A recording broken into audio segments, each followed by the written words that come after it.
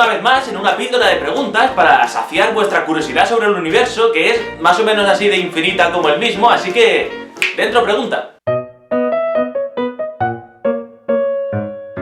Y no es de extrañar que surja una pregunta así. Pensad en un animal enorme, como un elefante. Puede llegar a pesar unas 5 toneladas, es el mamífero más grande que existe, con unos 3 metros de altura, y puede llegar a comer hasta 200 kilos de hierba y cortezas en un día. Pues nada, que para lo que ha habido por aquí es un enanito. Fijaos en este, que vivió hace unos 23 millones de años, es el mamífero más grande del que se tiene registro, con unas 16 toneladas y 5 metros de altura y hasta 8 metros de longitud. Pero es que este tampoco es nada. Fijaos en estos reptiles, los dinosaurios. Es que el que tenéis en rojo en este gráfico midió 60 metros de largo, 22,5 metros de altura y pesaba 122 toneladas. Las razones por las cuales antaño se criaban unos cuerpos así de grandes, pues son unas cuantas, pero por ejemplo una de ellas es que el esqueleto de los dinosaurios, al igual que pasa hoy en día con las aves, era bastante ligero, así que es más fácil criar un cuerpo así de hermoso si el esqueleto es más ligerito y requiere menos consumo de energía.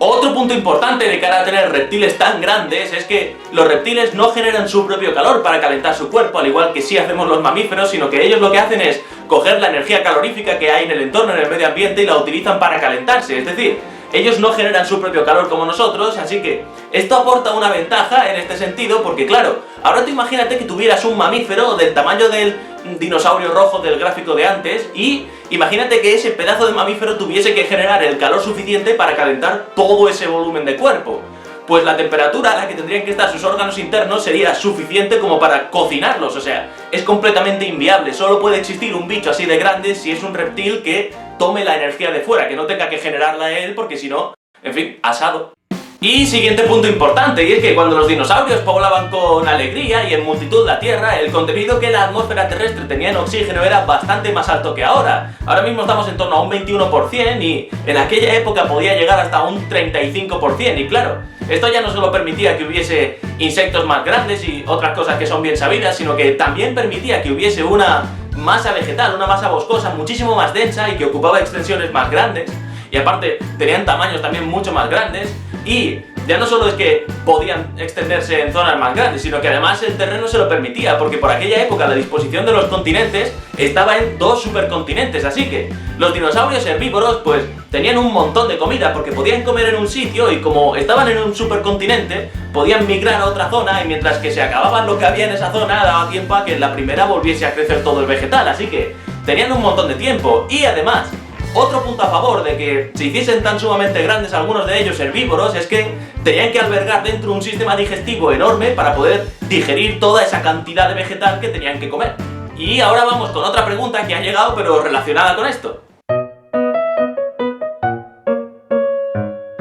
Pues básicamente por lo que hemos visto hace un momento, y es que a lo largo de todos estos millones de años el planeta ha cambiado bastante. Tuvimos además por medio un impacto de un meteorito que extinguió a los dinosaurios y de hecho provocó una extinción masiva, y el contenido de oxígeno de nuestra atmósfera ha bajado bastante. Ya no tenemos ese 35% de hace 200 millones de años, sino que está en un 21%, y claro, pues eso significa que tenemos masas boscosas bastante más reducidas, con una densidad menor, y de hecho son más pequeñas, así que es muy improbable que hoy en día una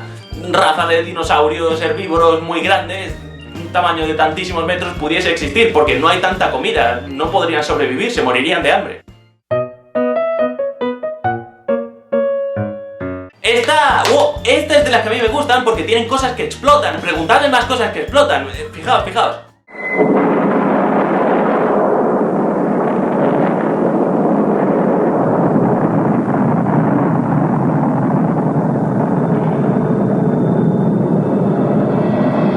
Este es el primer ensayo que hicieron los soviéticos con una bomba de hidrógeno en el año 1953. Basurilla, juego de niños, y es que en las erupciones solares de la fotosfera del Sol se emite en solo minutos la energía equivalente a decenas de billones de bombas de hidrógeno. Juego de niños, una tontería, ya digo. Si es que además el plasma que está ahí en esa región de la fotosfera solar, que habitualmente está a unos 6000 grados, es calentado de hecho hasta millones de grados, y se expulsan del Sol una barbaridad de partículas que generan un viento solar brutal, que de hecho en épocas de máxima actividad pues pueden provocar tormentas geomagnéticas. Pero bueno, pues afortunadamente, para nosotros al menos, esto no sucede siempre y el Sol, ya hemos dicho algunas veces que tiene ciclos de actividad de 11 años, entonces en los máximos de actividad puede llegar a tener hasta varias de estas erupciones a la semana, varias veces, decenas de millones de veces bombas de hidrógeno a la semana, y en los periodos de mínima actividad pues tienes suerte si ves una, pero nos podemos preguntar de hecho si son peligrosas para el ser humano, así que dentro pregunta. Pues para astronautas es bastante peligroso, es el principal problema de enviar misiones tripuladas a la Luna o a Marte, y es que tienes que asegurarte de blindar bien a esa persona contra la radiación, porque es que si no te la carga, bueno, se la carga el Sol. Es que ya no es lo mismo que estar aquí en la Tierra, que tenemos un campo magnético bastante bonito que nos desvía el viento solar y esas partículas cargadas, y además tenemos sobre nuestras cabezas una profundidad atmosférica o una atmósfera que ayuda a redistribuir esa energía de las partículas que vienen del Sol, generando cascadas de partículas menos energéticas, etc. Y, en fin, no es tan seguro salirse ahí fuera, pero bueno, aún así, aquí en la superficie terrestre, con grandes tormentas geomagnéticas, sigue habiendo peligro de daños bioquímicos en el cuerpo humano por, ya digo, esas partículas cargadas que nos atraviesan constantemente. Y no solo en nuestro sistema solar, fijaos que los discos de galaxias espirales son casi planos, que hemos descubierto otros sistemas planetarios para confirmar que son planos y hay muchísimos más ejemplos.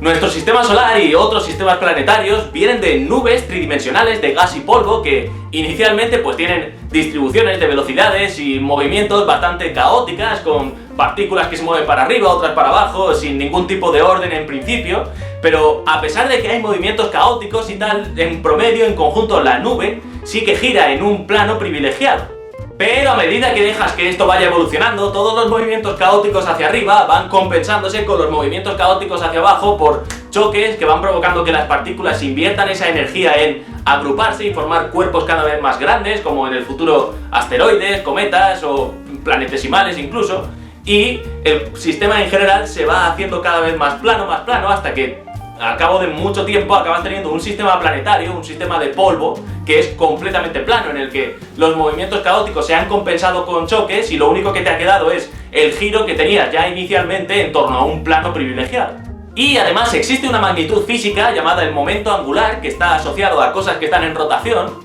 y además viene apoyado sobre una ley de conservación tal que el momento angular de un sistema aislado, como sea nuestra nube de gas y de polvo cósmico, tiene que conservarse. Así que si inicialmente nuestra nube decíamos que tenía, vale, todos esos movimientos caóticos, pero en promedio, en conjunto, tenía un giro en un plano privilegiado, pues al final, al cabo de muchos millones de años, ese sistema que ahora ya es plano tiene que seguir girando porque se tiene que haber conservado su momento angular.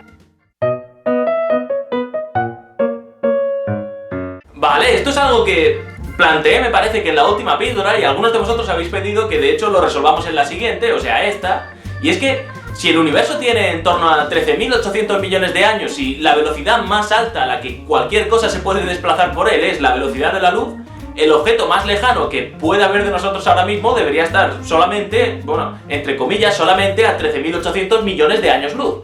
¿En qué momento le ha dado tiempo a algunos cuásares y cosas que hemos detectado a 20.000 millones de años luz a irse tan lejos? Es que en principio no tiene ningún sentido. Y en realidad la respuesta es sencilla, y es que la relatividad general te pone un límite de velocidad al que no hay nada que pueda desplazarse por el espacio-tiempo más rápido que la luz, y de hecho, si eres un cuerpo masivo no puedes tampoco alcanzar la velocidad de la luz, es imposible para ti, solo puedes quedarte muy cerquita, pero como digo, es un límite de velocidad para cosas que se desplazan por el espacio-tiempo, pero en ningún momento te habla de cómo debe expandirse el propio espacio-tiempo. Es decir, el espacio-tiempo como entidad se expande, hay una expansión del universo y la relatividad general no pone ningún límite a esta expansión.